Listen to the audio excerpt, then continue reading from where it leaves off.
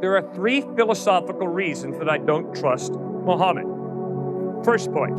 Faith under scrutiny. Pastor Cliff presents 3 key reasons why he doesn't trust Islam. Does his argument hold water? Watch and decide for yourself.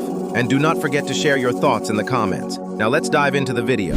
There are 3 philosophical reasons that I don't trust Muhammad. First point. You will notice that the miracle of Christianity is Jesus Christ. And you don't have to speak a particular language to hear about Jesus. The miracle of Islam is not a person. The miracle of Islam is the book, the Quran. But when you begin to study Islam, what you begin to realize is the only way you can truly appreciate the miracle of Islam is by reading it in Arabic. My philosophical problem with that is, why all of a sudden, when God reveals himself very wonderfully in an open way in Jesus, does he suddenly say, the only way to get my clearest revelation is by learning Arabic? That prophets were sent to all the nations in the world to spread the word of Islam. It says that in the Quran. And another thing, the Quran is not the word of Muhammad, it is the word of God. Thank you. It's the word of God, that's right. But it was written by Muhammad. It was not written by Muhammad. Who wrote it? Muhammad was illiterate. He didn't know how to write or read. Who wrote it? It was the word of God, it is divine word. You see? It's every single time. They're very consistent. I appreciate it. All right? It is the Word of God, and they're very passionate about it. I respect your passion. There's no way you can rationally have a conversation with that. The same way, if you ask me, why do you believe the Bible's the Word of God? And I look you in the face and I say, because it's the Word of God. Rational discourse is broken down. All right, my second philosophical problem with Islam is my Muslim friends inform me Matthew, Mark, Luke, and John are inaccurate. They're perverted gospels. In fact, it's been changed, they will say. Right, exactly. So then obviously the next question is, well, where are the unperverted ones? Unfortunately, my Muslim friends cannot produce the unperverted ones.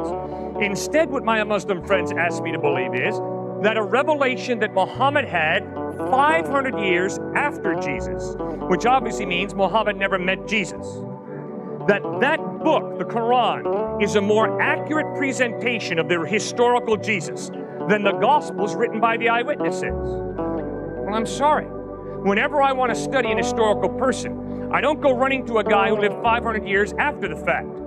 I want to go to the eyewitnesses. I'm not going to trust Martin Scorsese to be my primary source of information about Jesus. Martin Scorsese never met Jesus, neither did Cecil B. DeMille. I'm going to go back to Matthew, Mark, Luke, and John, who live in the 1st century, to be my primary source of information about Jesus. Third point. My third philosophical problem with Islam is my Muslim friends have great respect for Jesus. In fact, my Muslim friends respect Jesus far more than the typical American does. My Muslim friends believe that Jesus was born of a virgin, that he ascended to heaven, and that he's coming back a second time. Well, that's far more than the typical American believes about Jesus. But my Muslim friends say that although Jesus speaks the absolute truth, Muhammad also speaks absolute truth. And the problem is they contradict each other on certain points. You cannot have A be absolute true and then B be absolute true if A and B contradict each other. Because that does nothing then but to allow for C to come along, claiming C is absolute truth, in spite of the fact that C contradicts both B and A. You cannot have an absolute truth contradicted by another absolute truth. Did Jesus ever claim to be God? Yeah, he sure did. When- John in the 8:58, Bible? Jesus says, before Abraham was born, I am. In John 10:30, Jesus says, I and the Father are one. In John 14:9, Jesus says, he who has seen me has seen the Father. Clearly, Jesus claimed to be God. So he was both human and God at the same time? That's what he claimed.